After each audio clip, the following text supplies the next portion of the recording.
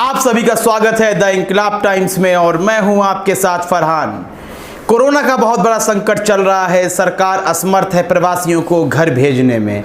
तभी देश से तमाम लोग निकल के आ रहे हैं जिनको हम देशभक्त भी कह सकते हैं, और कथित राष्ट्रवादी नहीं, जो सच्चे राष्ट्रवादी हैं वह निकल कर सामने आ रहे हैं। बसों का इंतज़ाम कर रहे हैं, अपने पैसे खर्च करके प्रवासी मजदूरों को घर तक भेजने की पूरी कवायदें की जा रही हैं।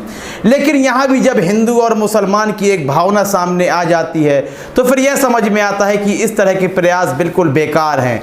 आखिर हम क्यों सरकार की मदद करें? यह काम तो सरकार का था। लेकिन जब सरकार असमर्थ नजर आ रही थी, लग रहा था कि इन 6 वर्षों में सरकार ने ऐसा कुछ भी नहीं बचाया जिससे देश का भला हो सके, तभी देश के नागरिक बाहर आते हैं, राष्ट्रवादी बाहर आते हैं और वह देशवासियों की मदद में जुट जाते हैं, बिना कोई सवाल किए, बिना सरकार से किसी प्रकार का लाभ लिए हुए। लेकिन वह कथित राष्ट्रवादी जो 2014 के बाद देशभक्त बन गए, अब उनके बयान भी सामने आ रहे हैं। इस वक्त हम बात कर रहे हैं बॉलीवुड की मशहूर अभिनेत्री स्वरा भास्कर की। एनआरसी, सीएए और एनपीआर के चलते भी वह लगातार ट्वीट करती थी, सड़कों पर भी निकलकर बाहर आई और सरकार को आड़े हाथे लेने का काम करती हुई दिखाई दी। अब वह बसों के द्वारा लोगों को, प्रवासी मजदूरों को उनके घर तक भेजने का भी कार्य कर रही हैं।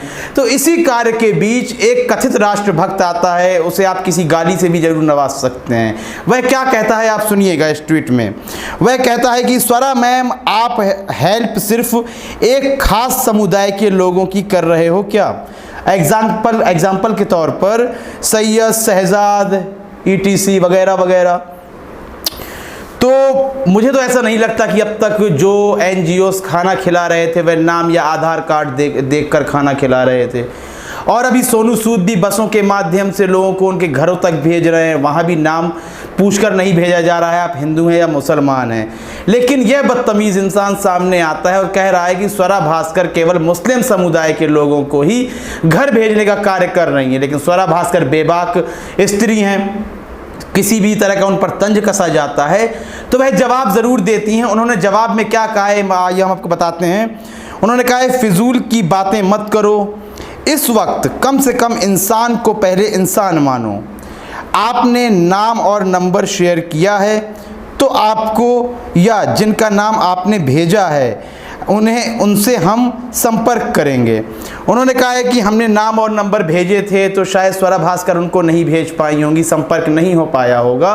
अभी बीते दिन की बात है, फिल्मी दुनिया के मशहूर अभिनेता हैं सोनू सूद, वह भी बसों में लोगों को भेज रहे हैं। तो उन्होंने भी एक माफ़ीनामा छापा था ट्विटर में। क्यों माफ़ी मांगी थी? उन्होंने यह कहा था कि मेरे पास बहुत भारी मात्रा में मैसेजेस और फ़ोन नंबर, लोगों के एड्रेसेस आ रहे हैं, तो यह मुमकिन नहीं हो पा रहा है कि मैं सभी मैसेजेस को पढ़ सकूं।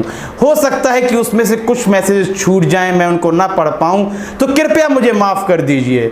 तो यही काम स्वरा भास्कर के साथ भी हो रहा होगा। बहुत सारे मैसेजेस आ रहे होंगे प्रवासियों के, इसलिए वह शायद रिसीव ना कर पाई हों, उनको भेजने में सक्षम ना रह पाई हों। लेकिन एक आरोप यह लगा दिया जाता है कि आप केवल अल्पसंख्यक समुदाय के लोगों को ही घर भेजने का कार्य कर रही हैं, ना कि पूरे हिंदुस्तान का। आपको क्या लगता है, इस तरह के व्यक्तियों को क्या गालियां मिलनी चाहिए या नहीं? किस तरह की ये बात कर रहे हैं?